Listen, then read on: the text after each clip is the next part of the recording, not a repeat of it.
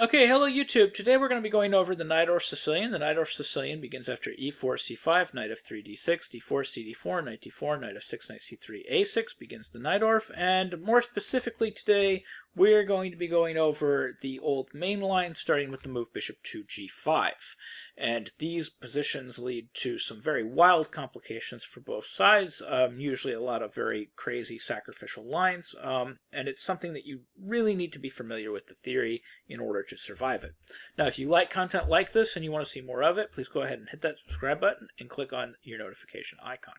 Now, one thing that you have to recognize here is bishop g5 contains with it an immediate threat. The threat is to play bishop takes f6 and then follow it up with something like knight d5 or possibly queen h5. And this is actually a very serious problem.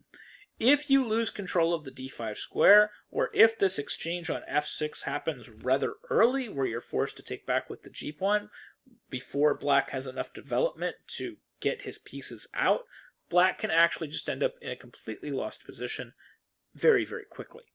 So the first thing that black has to do here is practically an obligatory move. Black needs to safeguard that d5 square and make sure that knight d5 isn't going to happen. And he needs to play the move e6, basically just to control d5 and to prevent that positional threat of having his pawns doubled in a very uncomfortable way just too early before he's ready for it. So after e6, we're going to have f4, we're going to have bishop e7, queen f3, and now here's another critical moment. Black really does need to play queen c7 to prevent that bishop from coming to the c4 square. If he plays a lazy kind of lackadaisical move like knight on b to d7, the bishop will come to c4, and white just has too much development, and some sort of sacrificial attack is going to be breaking through fairly soon. So we need to play queen c7 and at the very least prevent that bishop to c4. Then we're going to have castles queenside, and then we're going to have knight on b to d7. Now at this point we have a major branching off point in the opening. There's basically two main moves here. There's going to be pawn to g4, which is the older, more traditional move, and now once again I think the main line that everybody kind of leans towards. And there's also bishop d3. Now both these moves are wildly different from each other. G4 is intending to exchange and then push G5, whereas bishop D3 has an intention of playing something like rook on H to E1, followed by the sacrifice knight D5. So if, for instance, black were to do nothing after bishop D3, like if we were to play the move pawn to B5, rook HE1, and then play B4, white would play knight D5 with a nearly winning position. White's position is practically decisive at this point. We have no choice but to take the knight in this position because white just has too much development, too many threats, and black doesn't have enough development to do anything else. So he would have to play something like e takes d5, but then the move knight f5 should be a completely winning attack. We've given up one piece, but we've managed to get into black's position, and it's not clear how black defends against all of these threats. We're threatening both knight g7 and knight d8. So even if we find like a correct move that doesn't die to the immediate e takes d5, where the rook is hitting the bishop, something like, say, knight c5 to get that communication, to threaten bishop takes f5, basically to threaten to survive. Knight g7 is going to come, king d8, e5 should work, takes, rook takes, bishop g4, and then rook takes d5 should be a winning attack for white. And white should have a winning position, and the engine does think this position is winning as well, so if you want to consult the engine and find out exactly why white's going to be winning in the next couple moves, you can do that, or you can just look at the position of black's king and kind of take a guess. So, anyways, we don't want to do that if we're going to be playing against bishop d3. We really don't want to allow this insanity with rook he1 followed by knight d5. So if you are playing this position with the black pieces, the move that I recommend, and I was always told this was the brown variation, I don't know if it is or isn't, but that's the name that I was always told it was to play the move pawn to h6, and then after bishop h4 to play g5, with the idea of planting this knight on the e5 square And then after the queen retreats, you play knight g4, and these positions are supposed to be completely equal.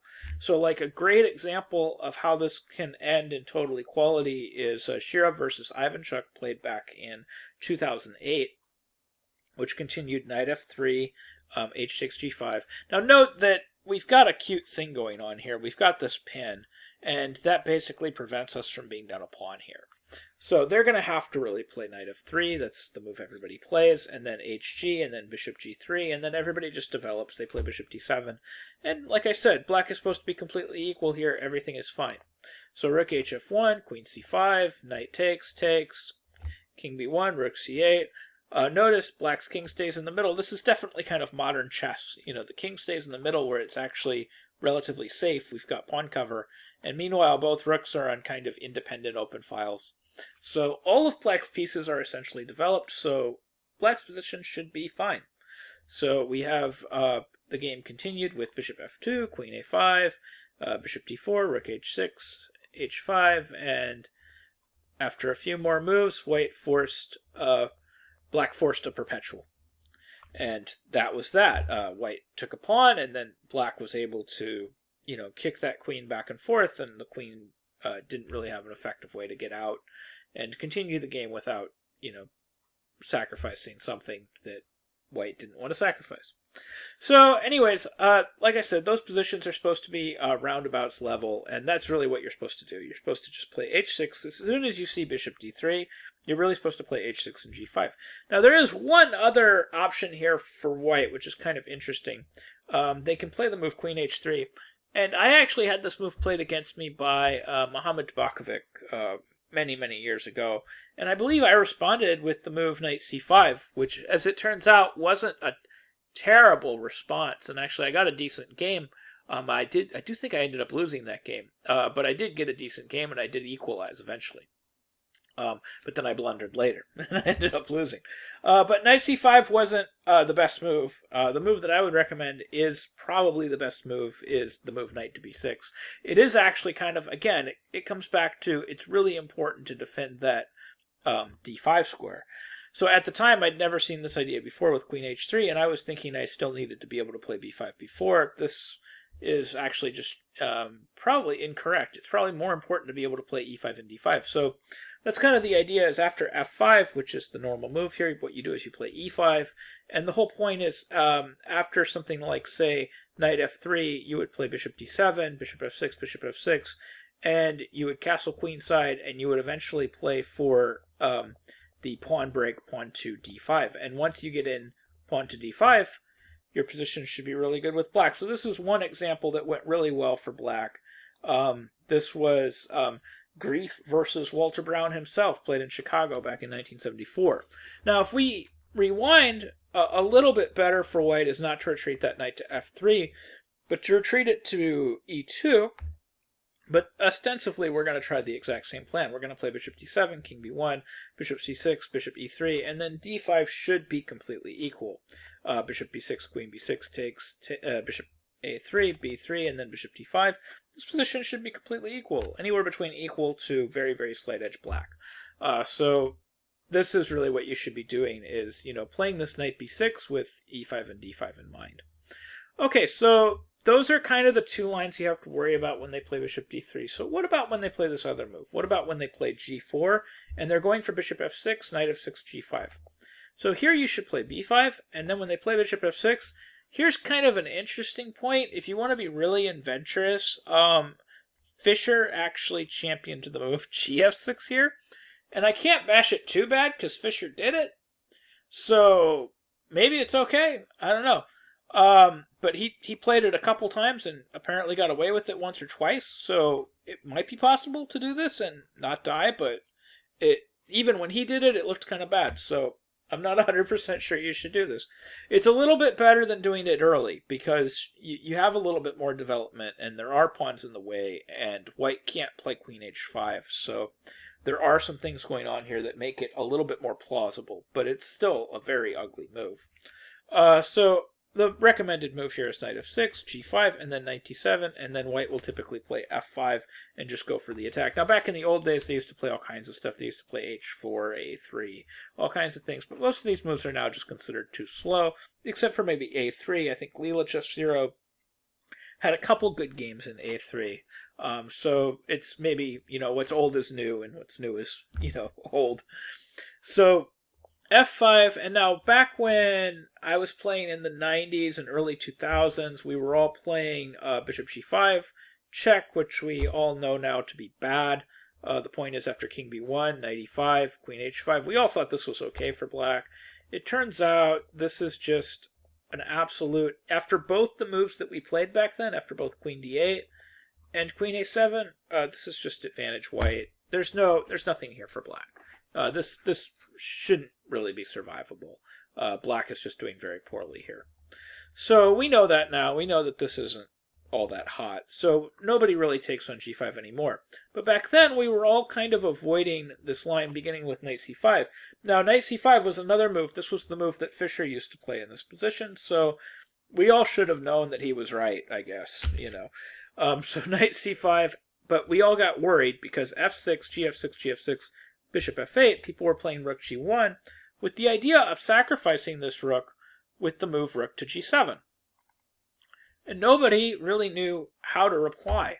I mean, we tried all kinds of replies, and nothing really seemed to work. I mean, white was playing rook g7 pretty much no matter what, basically regardless. And there didn't seem to be anything good that we could play. Like, even if bishop b7, like this looked really logical, like bishop b7, but then on bishop h3, if we castled, they would play knight d5. So it's like there was nothing like really super smart that we could do against all this that made a ton of sense. People were shuffling their bishop to d7 and then running into rook g7 directly, and then of course you couldn't take it.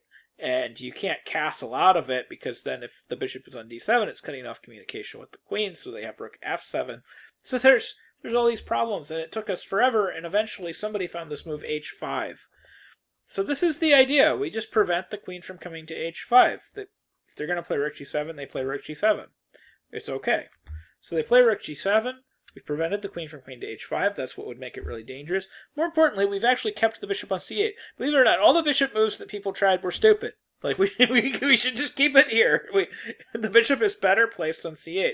This is kind of modern chess, in a way. Is like, sometimes pieces are just better off staying where they're at. We shouldn't develop them, because they're better off being on, like, the best square for the bishop in this position right now, for defensive purposes, happens to be c8. You need that communication with the queen. You need the bishop defending the e6 square.